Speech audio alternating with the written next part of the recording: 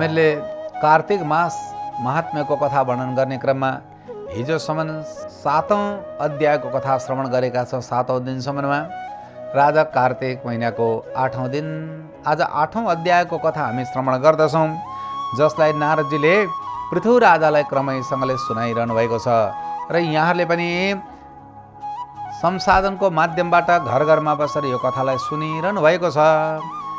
सक्दाखेरि व्रत बसेर सुन्नुहोस्, नभए पनि घरको काम गर्दै गर्दै पनि कथालाई सुन्नुहोला। सुन्दा मात्रै पनि ठुलो पुण्य गङ्गामा गएर स्नान गरेको बराबरको फल मिल्छ भनेर स्वयं कार्तिक मास महात्म्यले वर्णन गरेको छ। त्यसैले हजुरहरूले जस्तो परिस्थितिमा भए पनि यो कथालाई सुन्नुहोला। अब 8औं अध्यायको कथा। नारद भन्नुहुन्छ, हे पृथु, हे राजा, हे बेनका पिता, अब म कार्तिक मासको उद्यापन विधिलाई राम्रोसँग संक्षेपमा बताउँदछु, तिमी ध्यानपूर्वक सुन।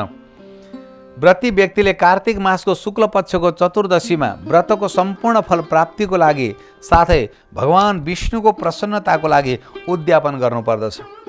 तुलसीको माथि 4 ढोका राखेर सुन्दर मण्डप बनाउनु, सुन्दर तोरण चमर र फुलले त्यसलाई सजाउनु, चारै द्वारमा माटाका बनेका पुण्यशील, सुशील, जय र विजय नाम भएका चारै द्वारपाललाई भिन्न भिन्नै राख्नु।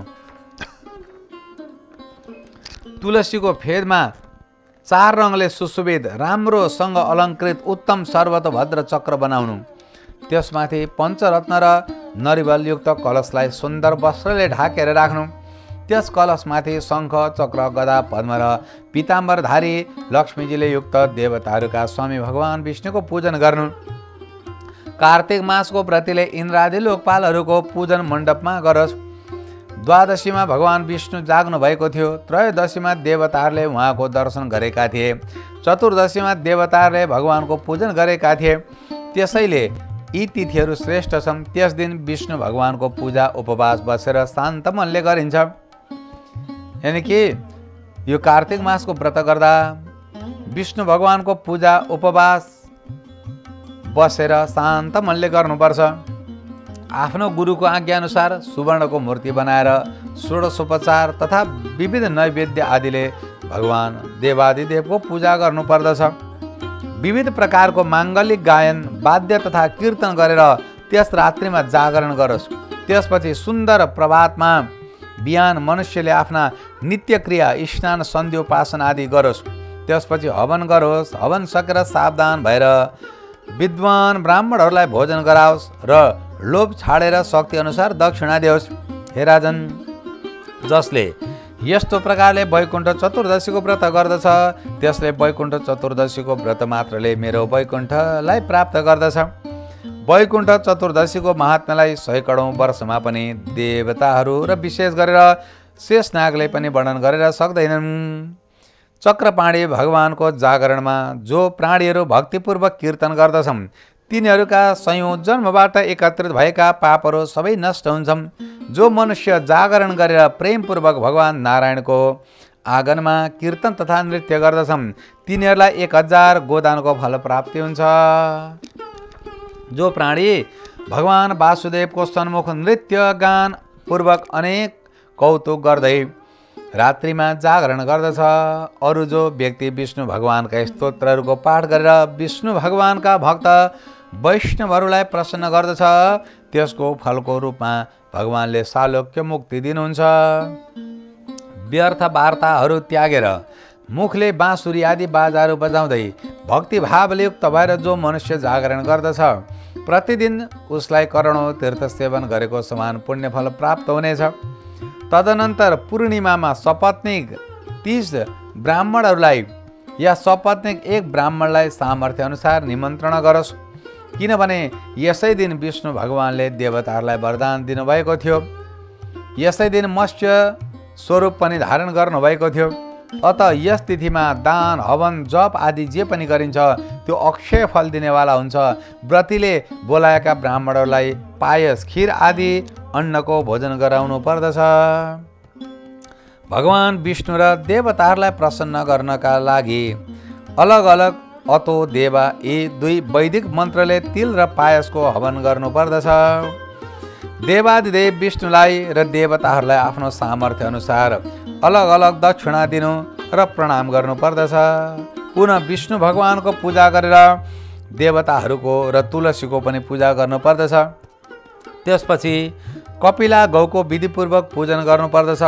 व्रतको उपदेश गर्ने भएका गुरुको पनि सपत्नीक वस्त्रालङ्कारहरूले विधिवत पूजन गर्नुपर्दछ। सपत्नीक ब्राह्मणहरूको पनि वस्त्रालङ्कारले पूजन गरेर क्षमा प्रार्थना गर्नुपर्दछ।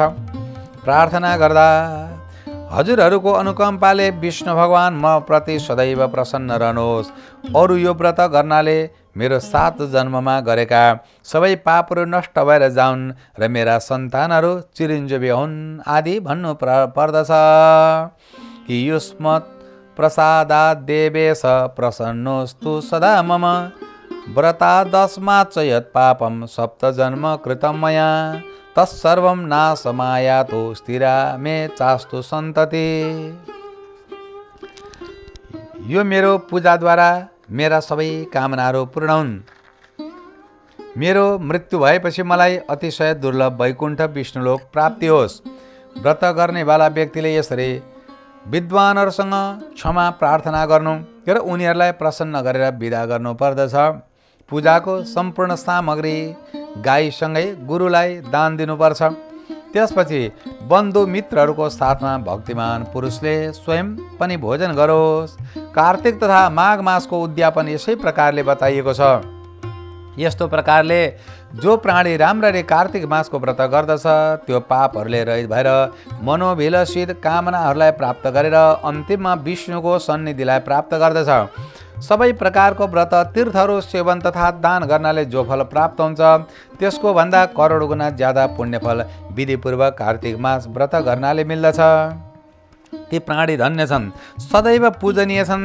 वास्तवमा जसले विष्णु भगवानको भक्तिमा तल्लीन भएर कार्तिक मासको व्रत गरे तिनैको मात्र संसारमा जन्म लिनु सफल भयो।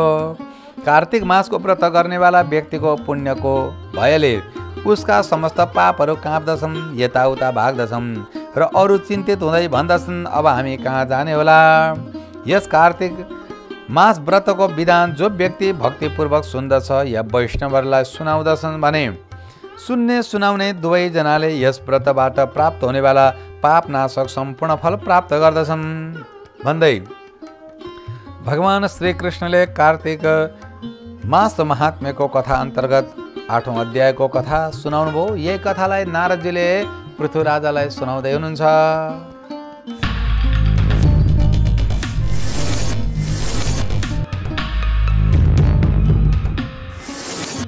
धर्म, संस्कार, संस्कृति, लुप्त तथा गुप्त तीर्थहरूका साथै विविध धार्मिक जानकारीका लागि मात्र बराह दर्शन YouTube च्यानल